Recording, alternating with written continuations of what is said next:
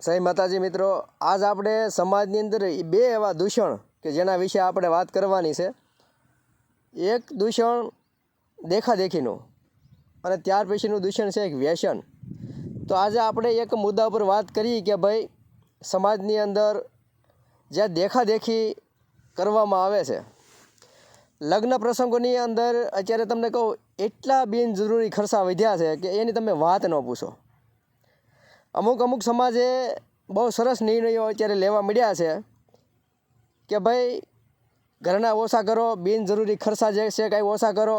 કારણ કે આ ખર્ચાની અંદર દીકરીનો બાપ આખી જિંદગી દેવા તલેથી બહાર નથી આવતો, દેવાના ડુંગર હેઠે દબાયેલો રહે.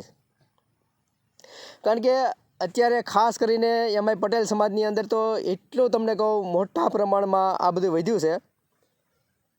લગ્ન પહેલાંના ખર્ચો, લગ્ન પછીના ખર્ચો, તમને કહું એટલા ખર્ચો વધ્યા છે કે એની માપ તમે જવા દો. તો એ આ સમાજની અંદર આ દૂષણ કોઈને દેખાતું નથી. દીકરી જન્મે ત્યાંથી મા બાપને એના લગ્નની ચિંતા હોય. ત્યારથી બાપ મજૂરી કરી, મહેનત કરી અને જે કોઈ કામ કરતા હોય એમાંથી પાઈ ભેગી કરી અને પૈસા ભેગા કરે. પણ આજના જમાનાની અંદર લગ્ન ખર્ચોમાં ગમે એટલા પૈસા હોય ને તો ટૂંકા પડે, નાની હુની મૂડી, એવો અત્યારે પરિસ્થિતિ છે.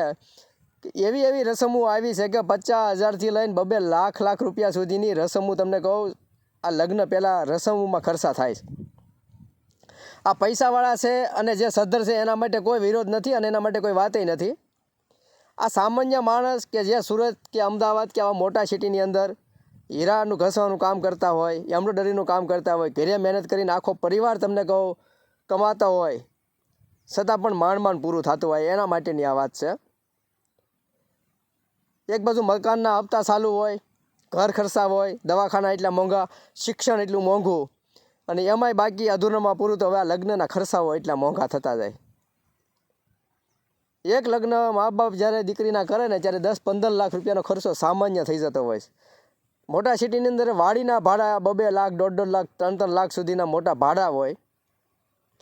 ત્યાર પછી આ રસમોના એટલા ભાડા, ત્યાર પછી આ બીજા કોઈ ડીજે લાવે 50,000 રૂપિયા કે લાખ રૂપિયા તો એ લોકો લઈ જાય. એટલે અનેક તમને કહું છું આવા દૂષણો સમાજમાં વધ્યા છે. સમાજને આની જરૂર છે. આમાંથી સમાજને આઝાદ કરાવો. કારણ કે આ દેખાદેખીની અંદર છે ને, દેખાદેખીમાં નાનો માણસ પીડાય છે, પીસાય છે વચમાં.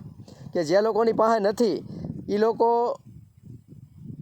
ઘરે પ્રસંગ કરતા હોય એટલે સ્વાભાવિક છે કે ભાઈ દીકરીઓ થોડી ઘણી જીદ કરે કે ભાઈ અમારે ઘરે કરવું છે, પહેલાં લોકોએ આ રસમ કરી તો અમારે આ રસમ કરવી છે, પહેલાં લોકોએ આવું કર્યું તો અમારે આ કરવું છે. એટલે દેખાદેખીમાંથી ખરેખર આ સમાજને બસાવવો પડે એમ છે. કારણ કે બાપ એક દીકરીના ઘરે લગ્ન કરે ને એટલે 10-15 લાખ રૂપિયા કે 20 લાખ રૂપિયા સુધીનો ખર્ચો થાય.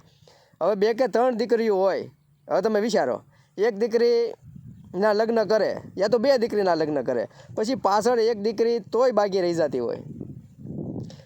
દીકરી નાની હોવા છતાં ક્યારેક એવી પરિસ્થિતિ ઉદ્ભવે કે બાપને એને પણ સાથે લગ્ન કરી અને પરણાવીને એને સાસરે ઘરબારી કરવી પડે.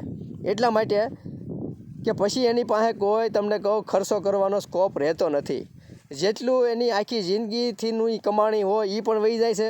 ઘણા મા બાપ તો મકાન વેચી નાખે, જમીનો વેચી નાખે અને આવા વરા જે આવતા હોય પાર પાડતા હોય. એટલે સૌથી મોટી સમાજની અંદર આ એક મોટું દૂષણ બહુ અતિ માત્રામાં ફેલાણું છે આ દેખાદેખીનું. મોટા માણસને જોઈ અને નાનો માણસ એના શીલે હાલવા જાય છે. અને ખાસ કરીને આવા ખર્ચામાં વધારે જ પડતો શીલે હાલવા જાય કે ઓલા ભાઈ કર્યું એટલે આપણે એ કે આ જ કરવાનું છે. ભલે પછી કે વીઘો વેચી નાખવી પડે યા તો કાંઈક પ્રોપર્ટી વેચી નાખવી પડે, પણ મોડું મૂકવાનું થતું નથી. 100% તમારી પાસે મિલકત હોય, વેચો અને આ કરો તો કાંઈ વાંધો નથી. પણ જ્યારે બહારથી પૈસા લઈ, કોઈ પાછી ઉછીના પાછીના કરી, વ્યાજવા લઈ અને જ્યારે તમે આ બધું કરી અને આ કામ કરો છો ને ત્યારે આખી જિંદગી તમારી લેણું ભરવામાં નીકળી જાય. દીકરીના બાપને યા તો દીકરાના બાપને આખી જિંદગી લેણું ભરવામાં પાર પડે. દીકરાને દીકરી ન મળતી હોય એટલે દીકરાના બાપને પણ એટલા જ ખર્ચા ઉઠાવવા પડે. કારણ કે એક તો મહા મુસીબતે તમને કહું સંબંધ થયો હોય એટલે દીકરીવાનો પણ થોડો ઘણો ખર્ચો ઉપાડવો પડતો હોય છે. દીકરીને વધારે પડતો કરિયાવરી દેવો પડતો, આમ ઘરેણા પણ કરિયાવર નહીં પણ દીકરીના દીકરાના મા બાપે દીકરીને વધારે પડતું આપવું પડતું હોય છે. શું કામ? કે સમાજને બતાવવા હાટુથી. એક તો માંડ સંબંધ થયો હોય અને જો કાંઈ ન આપે તો આ લોકો તરત વાતો કરી, ટીકા ટિપ્પણી કરી અને એના મનમાં ઝેર ઓકવાનું કામ કરે, દીકરીના મનમાં, દીકરીના મા બાપના મનમાં, બધાના મનમાં, કે આને કાંઈ આપ્યું નહીં, દીકરીને કાંઈ ન આપ્યું. પણ આપ્યું કે ન આપ્યું, જે કાંઈ આપો એ દીકરાવાળાની ઘરે જ જવાનું છે.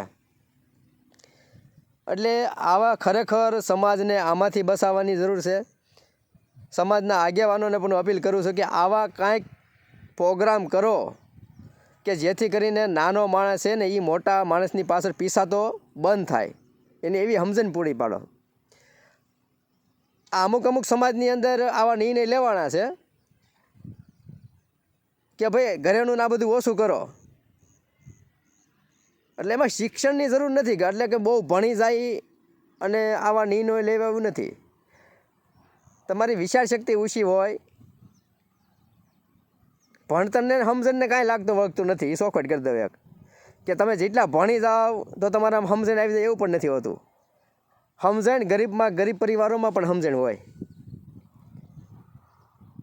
એટલે અમુક એવા પરિવાર ઘણા છે કે એણે આ નિર્ણય લીધો તો એની અંદર અમુક શિક્ષણનું સ્તર પણ ઓછું હોય છે. એવું કાંઈ નથી કે બધા જ સમાજના લોકો અને બધા લોકો ભણેલા હોય.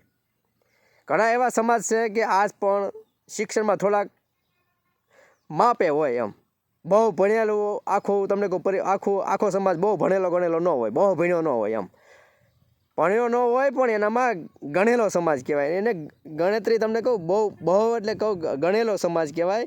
ભણેલો ન હોય તો ચાલે પણ એમ તમને કહું છું ને કે ગણેલો હોવો જોઈએ. એમાં કોઠા હૂજવાળો સમાજ કહેવાય અને ગણતરી કરી હોય એવો સમાજ હોય. એટલે આ લોકોને પણ ખરેખર તમને કહું આવા નિર્ણયો લે છે ને એને પણ દિલથી ધન્યવાદ દેવો પડે કે ના તમે આજે સમાજ માટે આવા નિર્ણય લીધા છે. આમાં શું છે, એકાબીજાની પાછળ માણા તૂટી જાય ખોટા ખર્ચા કરીને. એટલે આ પણ એક જાગૃતિ લાવવા જેવો વિષય છે. એટલે સમાજને આવા પણ પ્રોગ્રામ કરવા જોઈએ કે ભાઈ તમે ખોટા ખર્ચામાંથી બસો બસ.